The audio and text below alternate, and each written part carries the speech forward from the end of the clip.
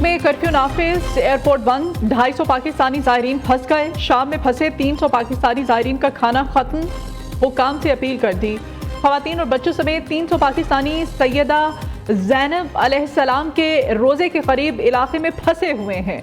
मुतासरीन कहते हैं शाम में हालात बहुत ज़्यादा मखदूश हैं। इस वक्त कर्फ्यू लगा हुआ है, हम बाहर नहीं जा सकते, खाने पीने की अशिया नहीं है। पाकिस्तानी हुक्काम से राब्ते की कोशिशें कर रहे हैं। 300 से ज़ायद ज़ायरीन में ख़वातीन, बच्चे और बुजुर्ग शामिल। पाकिस्तानी हुक्काम वापसी के लिए इक़दाम करें।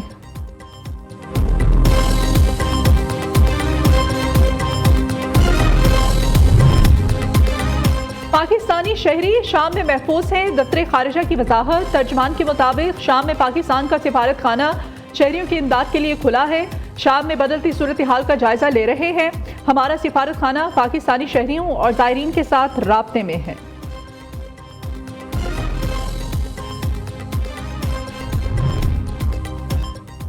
इसराइल के शाम पर फिजाई हमले तेज, असलहे के ज़खायर निशाना।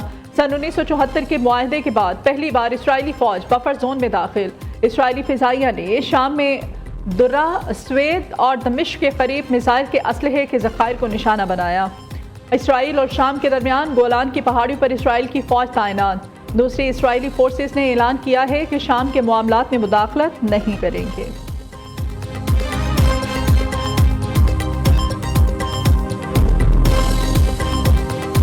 शाम में असद खानदान के 50 साल दौरे इक़्तिदार का एक हफ्ते में खात्मा। बागियों ने दारुल हुकूमत दमिश्क का कंट्रोल संभाल लिया। शाम में दारुल हुकूमत दमिश्क, हम्स, दारा में फौज ने कोई मज़ाक़त न की। बागी बगैर किसी नुकसान के तीनों शहरों में दाखिल।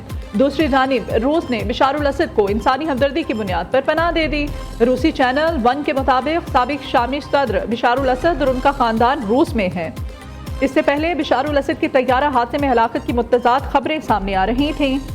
गैर मुल्की मीडिया के मुताबिक तैयारे ने रडार से गायब होने से पहले एक गैर मामूली टर्न लिया था। शामी सदर के तैयारे का 2 मिनट का रडार डाटा दस्तियाब। तैयारे को 8725 फीट की बुलंदी से मुसलसल नीचे आते देखा गया। रफ्तार 819 किलोमीटर फी घंटा से 159 किलोमीटर फी घंटा तक रिकॉर्ड की गई। फिर ये रफ्तार 64 किलोमीटर फी घंटा तक पहुंच गई।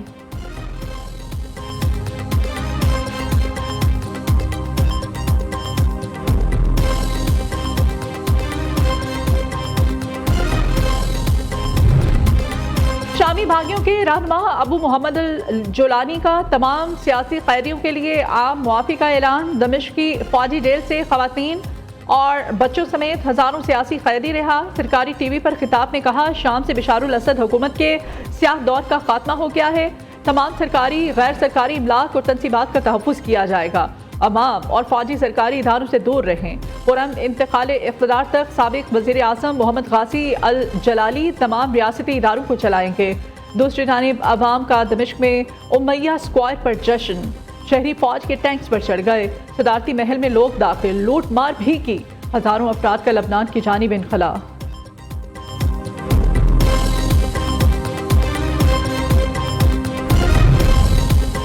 शामी वज़ीर आज़म गाज़ी अल जलाली की अवाम की मुंतखब करता किसी भी क़यादत से ताउन की यकीन दहानी।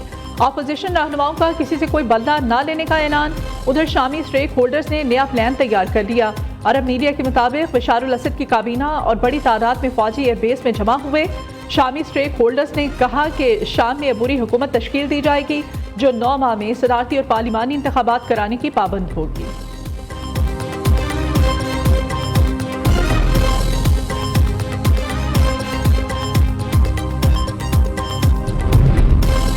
फिलहाल बशारुल असद हुकूमत का खात्मा हो चुका, इनको जवाबदेह होना चाहिए। व्हाइट हाउस में खिताब में अमरीकी सदर जो बाइडन ने कहा इक़्तिदार की मुंतकली के लिए शामी ग्रुप से मिलकर काम करेंगे, शाम के पड़ोसियों की हिमायत करेंगे।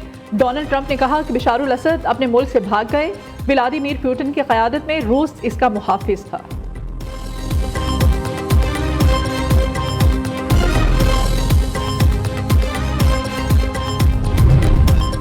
बशारुल असद इक़्तिदार का खात्मा, हिज़्बुल्लाह और ईरान के खिलाफ कार्रवाई।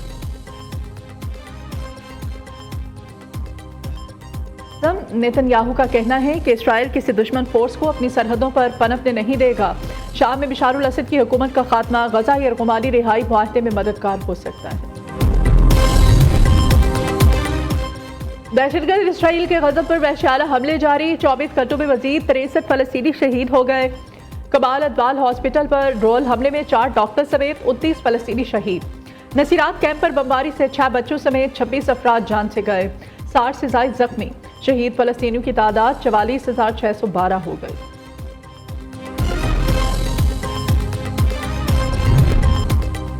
मौलाना फजल रहमान ने मदारिस बिल की मंजूरी के लिए हुकूमत को वक्त दे दिया। 16 या 17 दिसंबर को मदारिस का इजलास होगा, फिर फैसला करेंगे। चैलेंज किया, मार्च के लिए निकले तो कोई रास्ता नहीं रोक सकेगा। दीनी मदारिस के बिल का ड्राफ्ट हुकूमत ने तैयार किया, फिर मुदाखलत की और इस बिल को रोक दिया। सरबराह JUI का पेशावर में खिताब।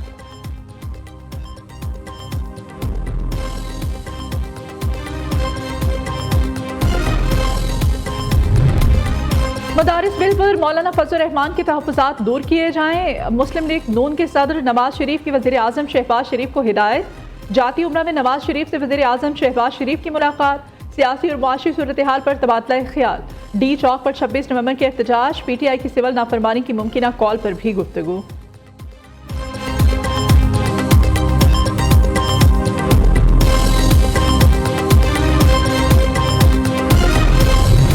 सदर मुमलिकत आसिफ अली जरदारी ने कौमी असम्बली का इजलास 10 दिसंबर शाम 5 बजे तलब कर लिया। दीनी मदारिस से मुताल्लिक़ कानून साजी का मामला भी ज़ेर गौर आने का इम्कान। सदर आसिफ अली जरदारी ने वज़ीर आज़म के एडवाइस पर इजलास बुलाया है।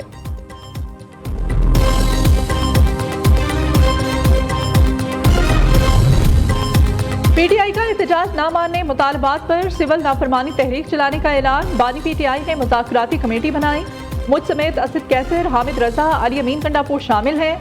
अपोजिशन लीडर उमर अयूब की पेशावर में प्रेस कॉन्फ्रेंस। विफाकी वज़ीर इत्तलात अता ताडर का क्रिसमस तकरीब से खिताब। कहा, PTI वाले एहतजाज से दुम दबाकर भागे। लाशों की सियासत का झूठा बयानिया बनाया जा रहा है। अवाम तशद्दुद और नफरत की सियासत मुस्तरद कर चुके हैं। PTI के पास अब कोई कार्ड नहीं बचा।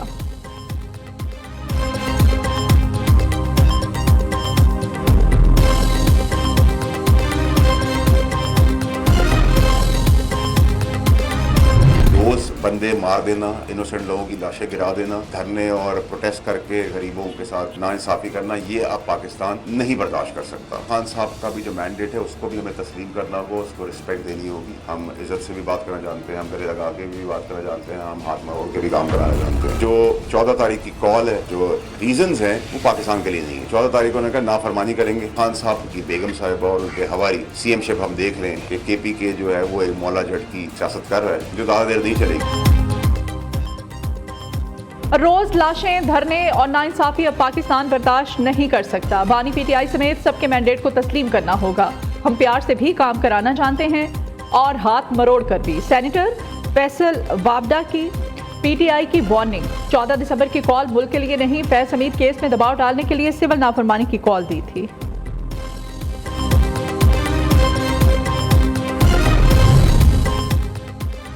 वज़ीर आला पंजाब 8 रोज के दौरे पर चीन पहुंच गई। बीजिंग एयरपोर्ट पहुंचने पर पुरतपाक इस्तकबाल।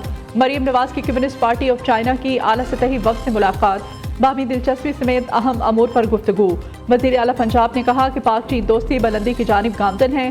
चीन के इश्तराक से पंजाब को इक्तिसादी और मुआशी बुलंदियों पर ले जाना चाहते हैं।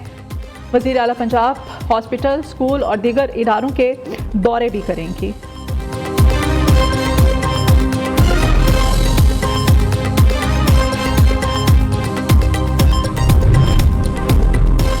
मगरबी हवाओं का ताकतवर सिलसिला पाकिस्तान में दाखिल। लाहौर समेत पंजाब के वस्ती और शिमाली इस्लाम में बारिश का इम्कान। मरी में बारिश और बर्फबारी का सिलसिला जारी।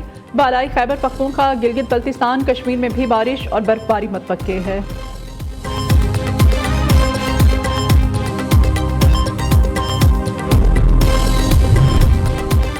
वज़ीर आज़म से चेयरमैन PCB की मुलाकात। मोहसिन नकवी ने शहबाज शरीफ को चैंपियंस ट्रॉफी पर होने वाली पेशरफ से आगाह किया। शहबाज शरीफ ने कहा कि चैंपियंस ट्रॉफी से मुताल्लिक़ आपका वाक़िफ़ कौम के दिल की आवाज़ है। पाकिस्तान की इज्जत सबसे पहले, इसके बाद कुछ और। मोहसिन नकवी ने कहा, पाकिस्तान में चैंपियंस ट्रॉफी के इनेकाद के लिए मुकम्मल तौर पर तैयार हैं। चैंपियंस ट्रॉफी के हवाले से अच्छी खबर सामने आएगी।